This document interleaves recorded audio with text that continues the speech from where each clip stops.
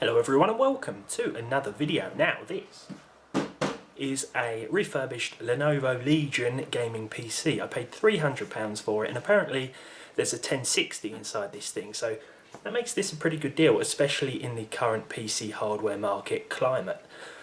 I'm surprised that sentence came out without any mistakes.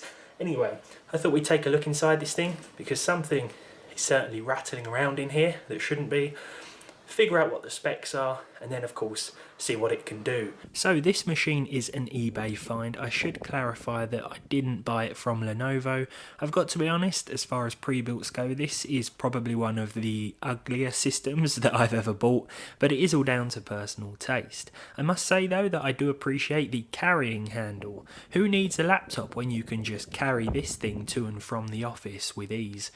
Inside it we have, or apparently have, a 3GB 1060 as well as an 8th generation Core i5 CPU, though on first inspection I can't seem to see a graphics card at all, at least not one in the right place. It looks as though the GPU has fallen out of place, though the red PCB has me a little concerned. An Nvidia based card with a red design? Someone's getting fired. Let's crack it open. The case is pretty solid and the side panel is on here pretty good, which is a good thing to be fair, as it adds to the overall sturdiness of the machine.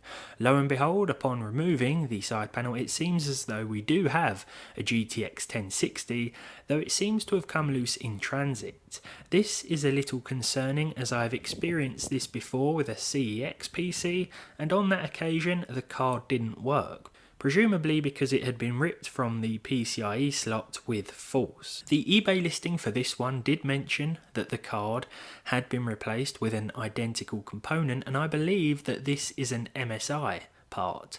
I believe this also might be a 6GB model, which would be surprising and a welcome upgrade from the 3GB card that this PC originally shipped with.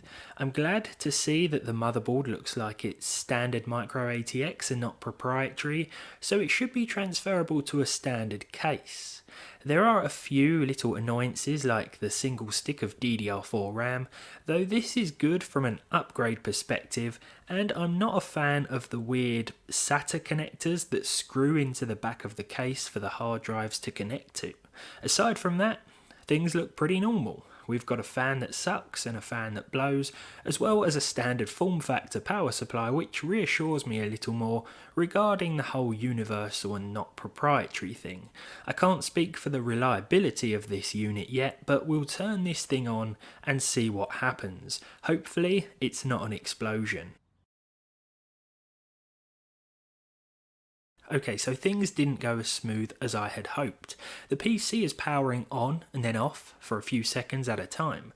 This went on indefinitely, so I decided to try and troubleshoot. My first thought was the RAM.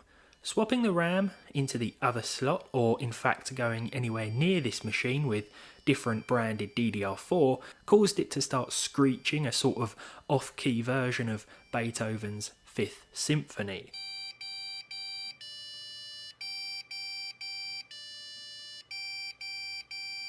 The 1060 was my next thought. After all, it had been ripped from the slot during transit, yet when I tried it in my personal setup it worked absolutely fine, and I was able to confirm that it was indeed the 6GB MSI version.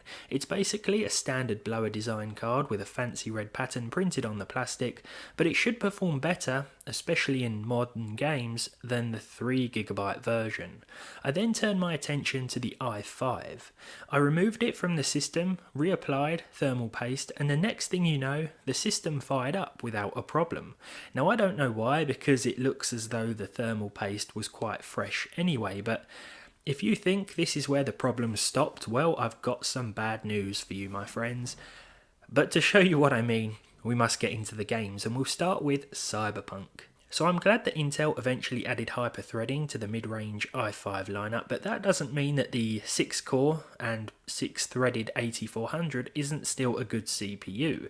It's more than capable of handling itself, though when it comes to things like editing and rendering, it will be a lot slower in comparison to, say, the 10400. On the other hand, We have the 1060, which still does an okay job as well, or at least it did for the short time that I was able to test it.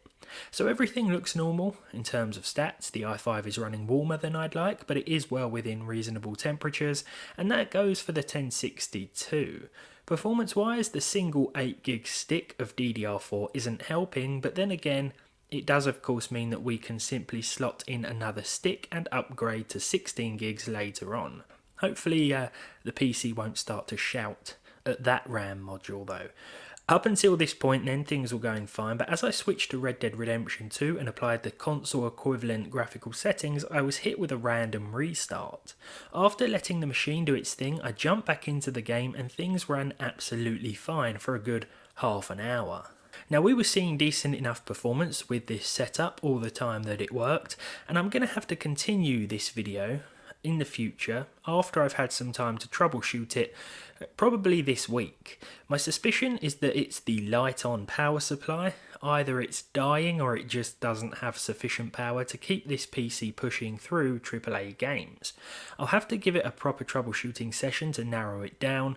Now initially I thought this was a one-off occurrence, but then I fired up Assassin's Creed Valhalla and I was only able to get to the main menu and then the graphical settings before this PC died on us again, and at this point I think we need to take it apart, hook up a different power supply and maybe try the card and CPU in different PCs for longer periods of time. Now in case the seller of this system is watching, I mean no ill will whatsoever. I'm sure whatever is up with this PC either developed during its journey here, and it's probably easily fixable, but we'll have to see if that is the case in the next video, because 9 times out of 10 the solution is very obvious.